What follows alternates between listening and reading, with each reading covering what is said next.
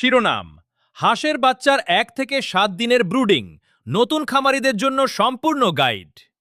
আসসালামু আলাইকুম, সবাইকে স্বাগতম আমার চ্যানেলে।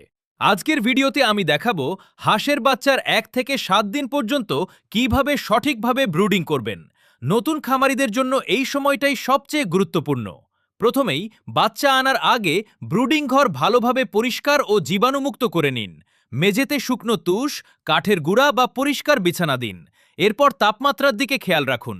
প্রথম সপ্তাহে প্রায় 32 থেকে 35 ডিগ্রি সেলসিয়াস তাপমাত্রা রাখা ভালো। যদি বাচ্চাগুলো এক জায়গায় গাদাগাদি করে থাকে তাহলে বুঝবেন ঠান্ডা লাগছে, আর যদি দূরে দূরে ছড়িয়ে থাকে তাহলে বুঝবেন অতিরিক্ত গরম লাগছে। স্বাভাবিক অবস্থায় তারা সমানভাবে চলাফেরা করবে। সব সময় পরিষ্কার ও বিশুদ্ধ পানি দিন।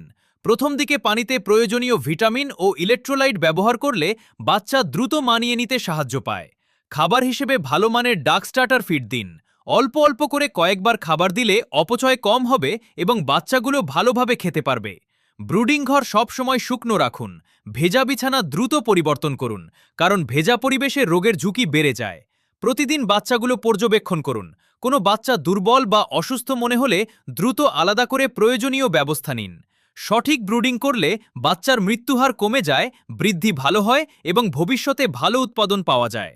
ভিডিওটি যদি ভালো লাগে তাহলে একটি লাইক দিন, চ্যানেলটি সাবস্ক্রাইব করুন এবং পাশে থাকা বেল আইকনটি চাপুন। হাঁস পালন সম্পর্কে আরও নতুন নতুন ভিডিও পেতে আমাদের সাথেই থাকুন। আল্লাহ হাফেজ।